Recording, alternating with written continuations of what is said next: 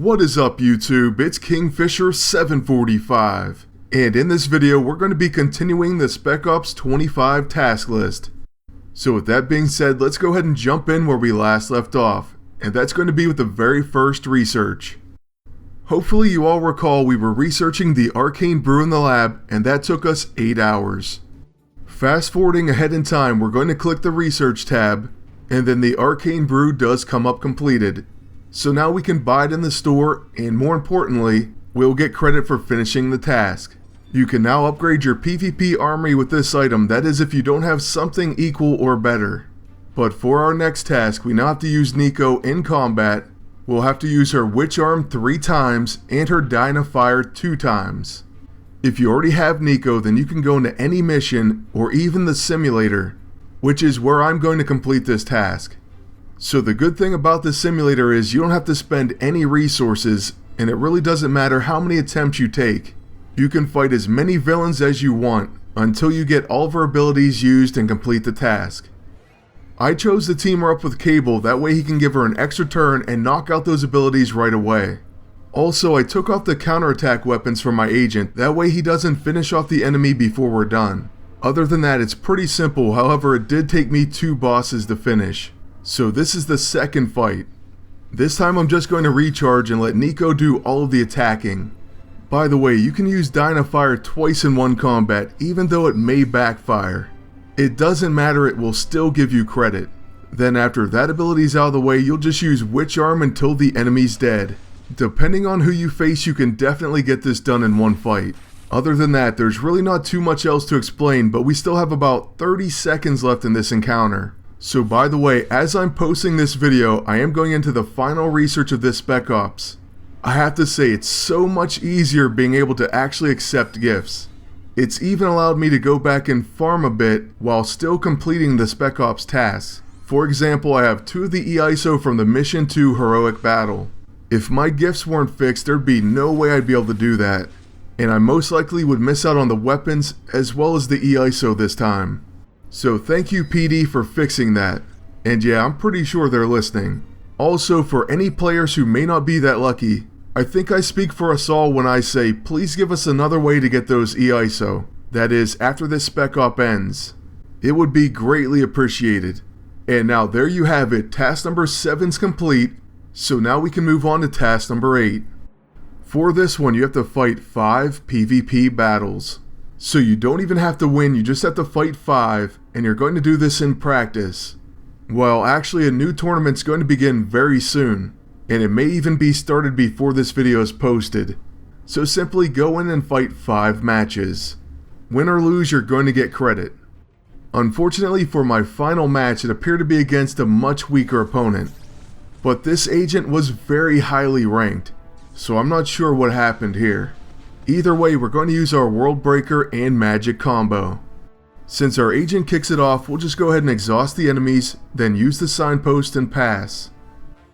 Then next, the enemy agent's only going to get 1 action, and with that he's going to use the Blackest Void. So unfortunately that will shut off Null's preemptive strike. Because of that, we're just going to use World Breaker, and then we'll let Molly do her thing. Oddly, she goes with a first round Let's Play catch. I really don't know what happened there, but it's fine, we already have Meteor Swarm in place, and this of course is a fairly easy match. On my agent's turn, we'll use the Fire Tornado once again, then the Signpost, which will increase Meteor Swarm, and we're going to follow that up with the Deathly Freeze Ray, which also increases Meteor Swarm. After this turn, the enemy team is going to pretty much be done. Molly Hayes is definitely on her way out, and without her, they have no chance. Like I said before, this team plus Null and Magic were my favorite offensive teams of last season. For this season, it may end up being Kurth and Null. And yes, I did unlock Kurth the other day, so I'm going to have a video of her very soon. Also, I'm going to have a video for the new PvP season later tonight, so I definitely will cover that as well. Now, as far as my 5th PvP battle, we have finally come to an end, and that means we finished task number 8. For completing it, you'll get 200 experience, and you get to move on to task number 9.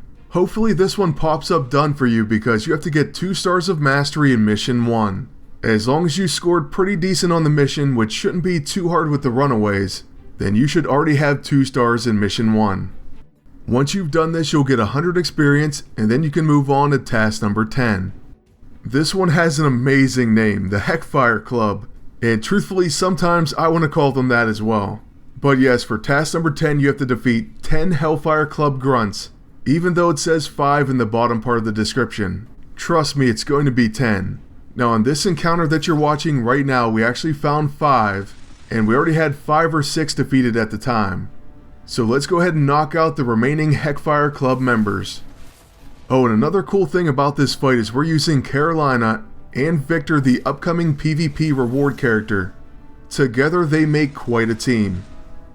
His level 2 gives her so much Empyrean energy, the only thing is, it takes quite a while to finish. So at times I actually avoided using it because I didn't want to wait that long. In PvP though, you're going to be willing to wait, and it's going to be worth it. Victor will have Carolina ready to unleash a huge Empyrean flare as fast as anyone can. So that's going to be a pretty cool team, assuming we can win Victor Mancha. Then of course we're going to use them with Storm, Mighty Thor, and Beta Ray Bill as well. The other really cool news is there's a lot of electricity / static charge weapons that are becoming available, so it really is going to make for an interesting team. The only problem is, and the problem that we always face, is are they going to be good enough to replace some of the overpowered items we already use, such as the weather control device. But hey, the new tactician armor from this season is going to make your agent immune to exhausted, so that's going to be incredible.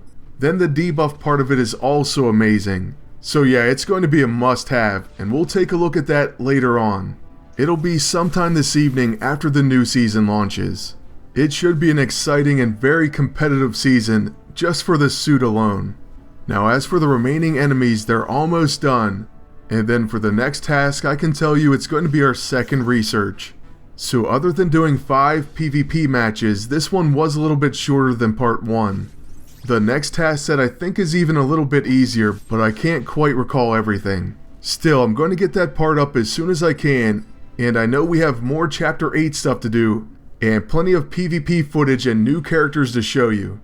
Speaking of that, my Angela finally hit level 9, so she's ready to go. Anyways though, back to the task list. After you finish task number 10, you get the blueprint for the prototype high-tech gauntlet. It's a melee tech weapon that has a chance to apply poisoned Iso-8 corruption, it's going to apply bleeding, and then it grants you rising up. So with viewing that, let's move on to task number 11, and then we'll begin that research. Once again, by the way, you're going to need an arcane component, so hopefully you have at least one of those. Then we'll go ahead and click on the link and see exactly what this research costs. It's going to be 40 unstable Iso-8, 5,000 silver, and it's going to take 12 hours. Alright, so there you have it. We'll go ahead and get it started, and then we'll wrap up this video. I hope you all enjoyed it, and I hope you're ready for PvP. Lastly, I want to thank you all for watching, and ask you to please like, comment, and subscribe.